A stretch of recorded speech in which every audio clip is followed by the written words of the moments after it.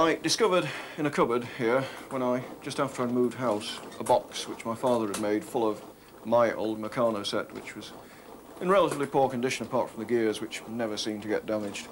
I decided to make a differential mechanograph, and I had enough parts, so I put an advert in the local paper, and I got replies from about 4 people: a tax inspector, a journalist, a schoolboy, and a retired man who had a terminal illness, and a schoolboy.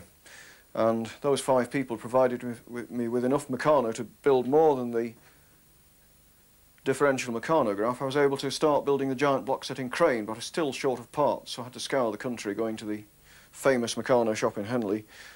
I bought a few parts there and went to the various flea markets and antique markets and bought more bits there, and eventually I had enough to build that giant crane 10 years ago.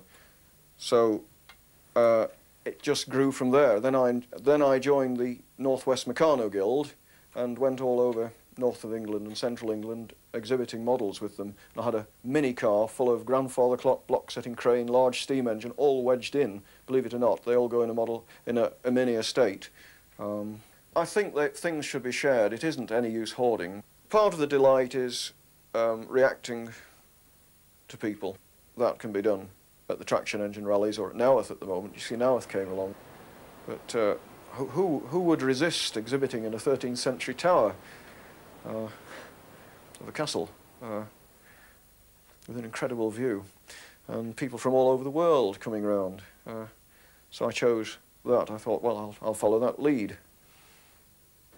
I've known a number of collectors in my life, and I would say that all of them are afflicted with terminal curiosity. And certainly Ed is one of these. But what's so distinctive about Ed is that this enthusiasm overflows. I mean, it just spills out to the public, to whoever comes into contact with him and mentions the magical word Meccano. And what's so extraordinary about it, I find, is that when I first met him 2 years ago, I knew absolutely nothing about Meccano. In fact, I didn't really care. But as soon as I walked into the room to meet him, I found that 2 hours later, I was still here. And he had me enthralled. And I came away feeling as though I was a fool never to have known something about Meccano. What have we here? You simply can't imagine that he would keep it to himself. He wants as many people to know about it as possible.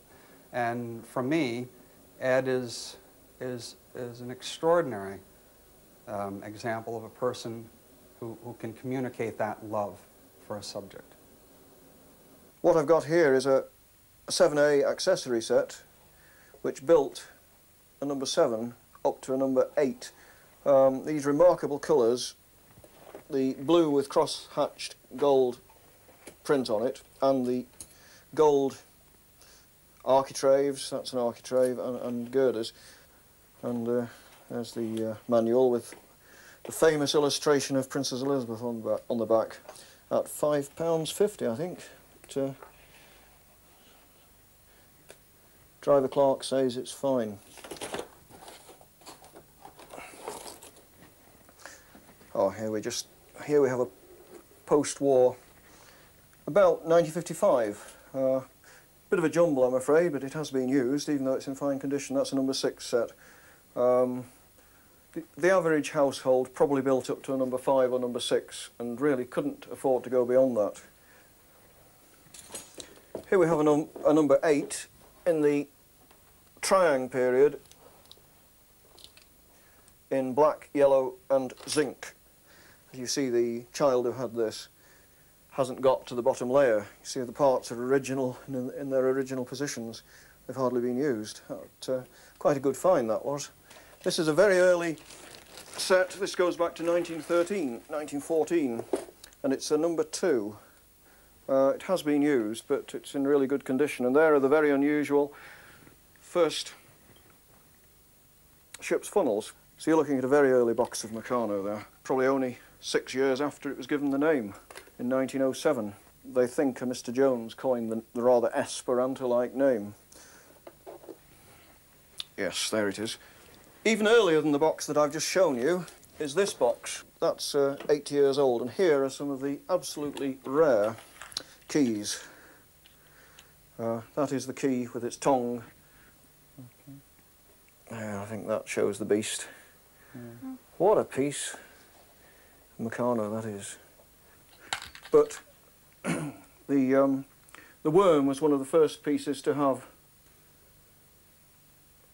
a bolt to fasten it on to the axle rod. I'm not sure if that isn't a substandard one. Yes, it is.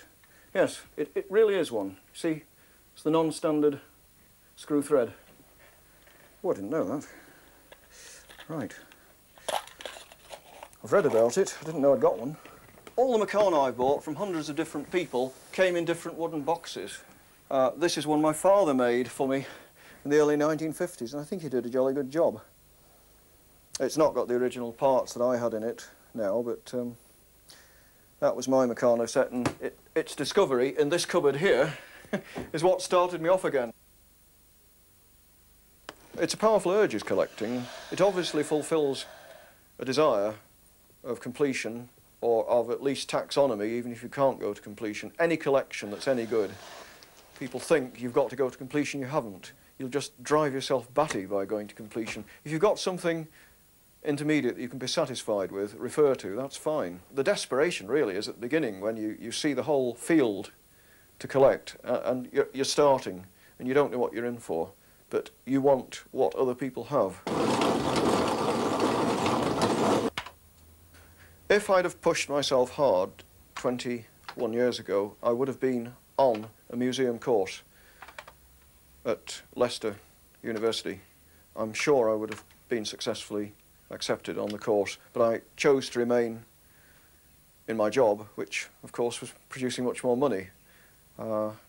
Unfortunately, I made the wrong choice. I did have several museum interviews, but failed. If you can't beat them, join them. If you can't get a job in a museum, have one of your own, I think is the answer.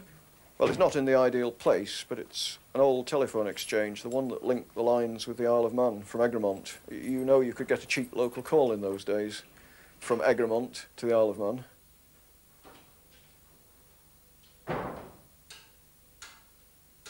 Many of my workmates were saying to me, do it, buy it. Mainly the young ladies. They said, go ahead, take a risk, you know, don't just not do it. So, you know, I was aided and abetted, really.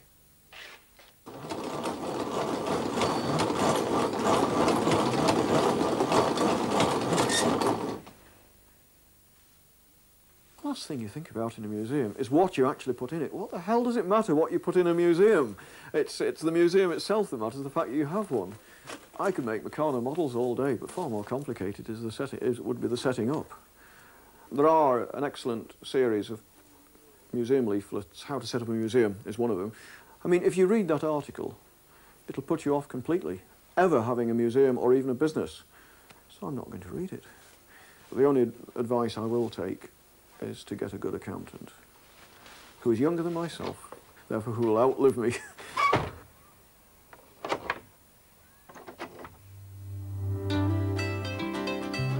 The best of both worlds.